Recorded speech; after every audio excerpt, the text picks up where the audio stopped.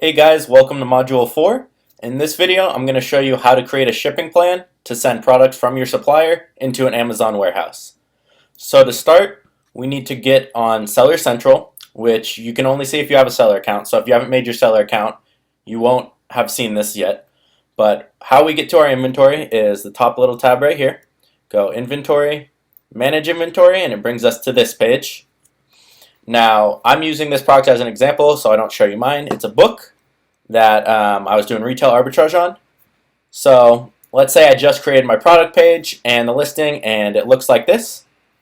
I will select the little box next to it, click Select an Action, and I will go Send Replenish Inventory.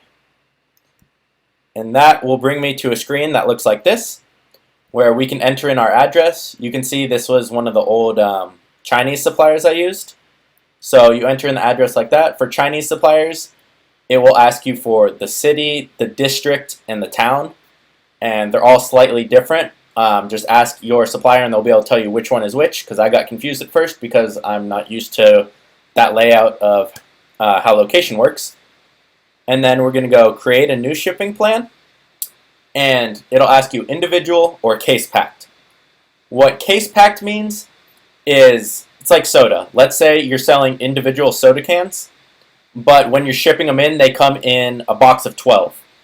Now that would be case packed. For everything you're going to deal with, it's mostly going to be individual. I've never had case packed products, and most suppliers don't do it that way. So we're going to go individual products, and then click continue. Now you'll see it tells us to set the quantity here. So we'll say, okay, we're going to send in 500 units of this product. Now, that's all we have to do, and then click, that's all we have to do, and then click continue.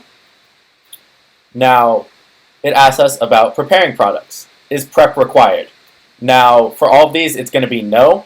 The only time prep would be required is when your supplier doesn't put it in a box or a bag for you, or maybe there's 3 parts to a product and they need to be assembled there.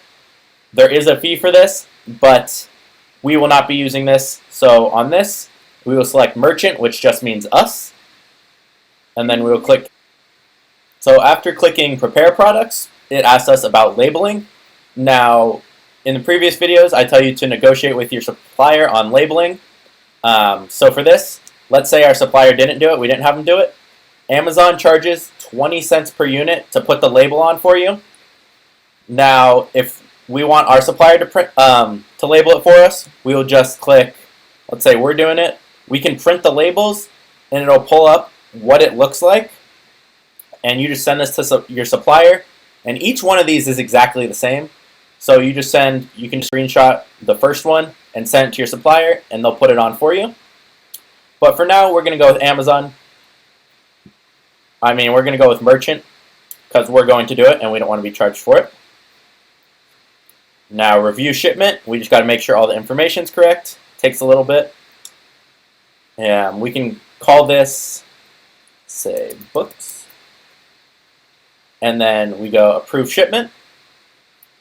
And now is where we prepare the shipment. So, box information, weight and dimension. Work on shipment. And here we go. Small parcel, it'll always be this. You'll never have to change this if you're sending from suppliers in China. If you're doing retail arbitrage, you'll use one of these, but that's not what we're doing. So small parcel is fine. Then we will select how our shipment will be packed. So for you, it's going to be multiple boxes because the amount of inventory you're ordering, it's always going to be multiple boxes. And then depending on how many boxes, you can either use this form or it'll make you do an Excel sheet. So for me, if I'm ordering 2,000 units, it'll make me do the Excel sheet because I have 30-some boxes. But for us, I don't think it will. So let's just say we have 100 units in 5 boxes. So that's what units per box configuration and number of boxes mean. And you can see we did it correctly because it comes out to 500 here. Now, your supplier will give you the weight in kilograms and your dimensions in centimeters, but just type in Google kilograms to pounds or centimeters to inches and convert them. Let's say our box weight. So this is for each box. Now, if we have one box that is different, maybe it has 90 units in it, or we'll just say it has 100 also, but this one, maybe this one weighs 10 pounds per box, and this one weighs 8. So that just means same amount of inventory and everything, just the boxes aren't all exactly the same. So maybe all the dimensions are still the same. So let's just say 10 inches, 10 inches, 10 inches, and maybe this one's 10, 10 by 8. So then we just put all that in, click confirm. Now Amazon just wants this so they know what to expect and how much room to make for your products.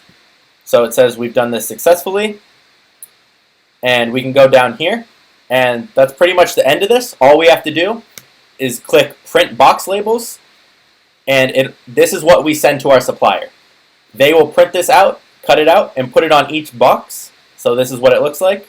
You just send it to them, they put it on the box, and then you'll go up to the top again. Oh, I'm sorry. You'll click complete shipment, and scroll up to the top, click mark as shipped, ship now, and we copy and paste this ship to address right to our supplier so they know where to ship it. So we'll just copy and paste that, click work on another shipment, and we're done. We send the box labels and the address to the supplier, and that's all the work we do. They will then send the inventory, give you a tracking number, which you can click track shipment and put in here, and it will tell you when it will arrive, estimated. But that's really all for creating a shipping plan. Once you get it down, it's the same thing over and over again. And it's pretty simple. It's just changing the dimensions and how many units you use.